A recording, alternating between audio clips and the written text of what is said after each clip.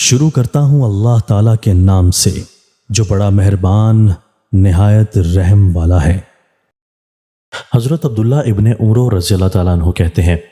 کہ رسول کریم صلی اللہ علیہ وآلہ وسلم نے فرمایا، قیامت کے دن میدان حشر میں اللہ تعالیٰ میری امت میں سے ایک شخص کو تمام مخلوقات کے سامنے طلب کرے گا اور اس کے سامنے 99 رجسٹر کھول کر ڈال دے گا، جن میں ہر رجسٹر حد نظر تک پھیلا ہوا نظر آئے گا۔ پھر اس شخص سے فرمائے گا کہ ان رجسٹروں میں جو کچھ لکھا ہوا ہے کیا تو ان میں سے کسی چیز کا انکار کرتا ہے اور یہ کہنے کی جرت رکھتا ہے کہ ان رجسٹروں سے میرے جن برے اعمال کا پتہ چلتا ہے وہ میں نے نہیں کیے ہیں، اور کیا تو یہ سمجھتا ہے کہ میرے لکھنے والوں نے یعنی نامہ اعمال لکھنے والے ان فرشتوں نے جو تیرے افعال و احوال کے نگہبان تھے تیرے ساتھ کوئی زیادتی کی ہے؟ وہ شخص عرض کرے گا کہ میرے پروردگار نہیں، نہ تو میں ان رجسٹروں میں لکھے ہوئے اپنے نامہ اعمال سے انکار کر سکتا ہوں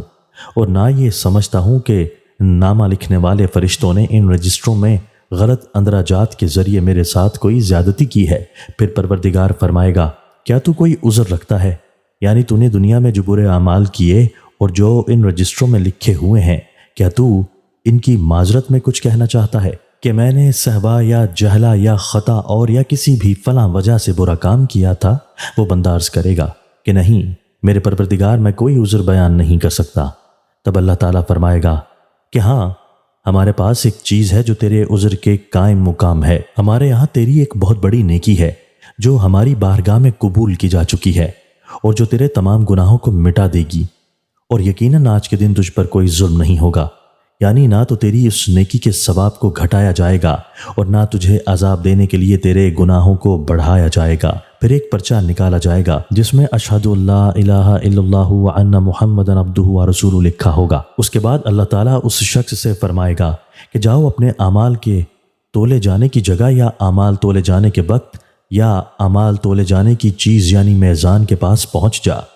تاکہ جب تیری نیکی کا یہ چھوٹا سا پرچہ تیرے گناہوں سے بھرے ہوئے 99 رجسٹروں کے ساتھ تولا جائے تو تجھ پر ظاہر ہو جائے کہ ہمارا عدل و انصاف کس طرح ظاہر ہوتا ہے اور تجھ پر کسی ظلم و زیادتی کی بجائے ہمارے فضل و احسان کا سایہ کس طرح سایہ فگن ہوا ہے۔ وہ بندہ حیرت و استعجاب کے ساتھ عرض کرے گا کہ میرے پروردگار، بھلا اس ایک چھوٹے سے پرچہ کو اتنے بڑے بڑے اور اتنے زیادہ رجسٹروں کے ساتھ کیا مناسبت ہے؟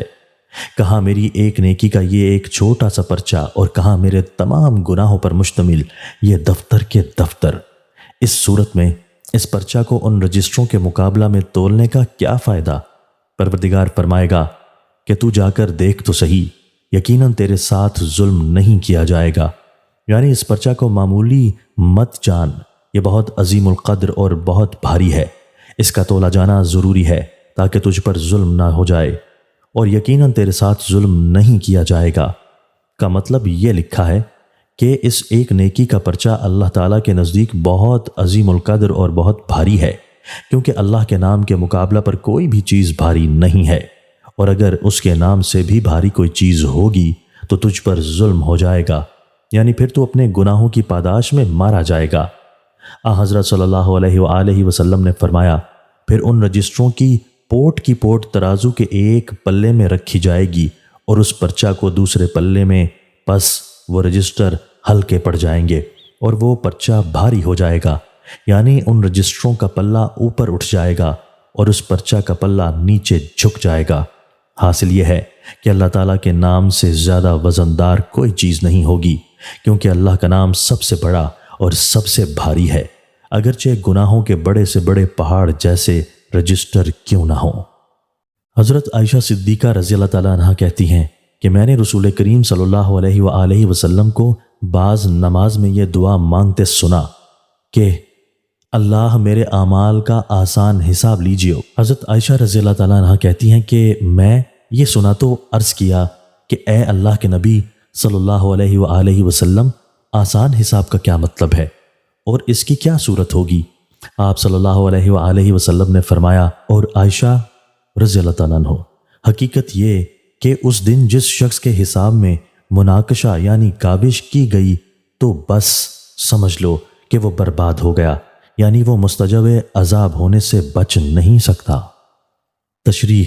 بعض نماز سے یا تو یہ مراد ہے کہ آپ نے یہ دعا بس نماز میں مانگی تھی،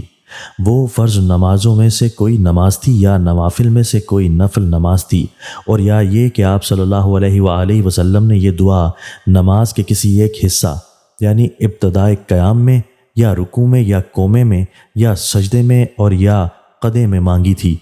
حضرت صلی اللہ علیہ وآلہ وسلم کا مذکورہ دعا مانگنا یا تو امت کی تعلیم کے لیے تھا کہ مسلمانوں کو چاہیے کہ وہ اللہ سے آسان حساب کی دعا مانگا کریں تاکہ وہ اصل حساب کی سختیوں اور مواخذہ کے ہولناکی و شدت سے بچ جائیں اور ان پر اللہ کا فضل و احسان ہو جائے۔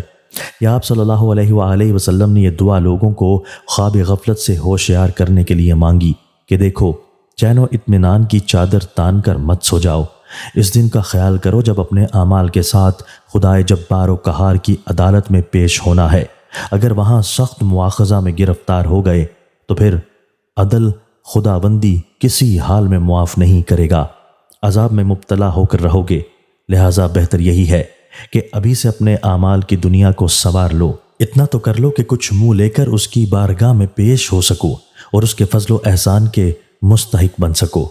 اور یہ بھی کہا جا سکتا ہے کہ آپ صلی اللہ علیہ وآلہ وسلم پر خوف الہی کا غلبہ ہوا،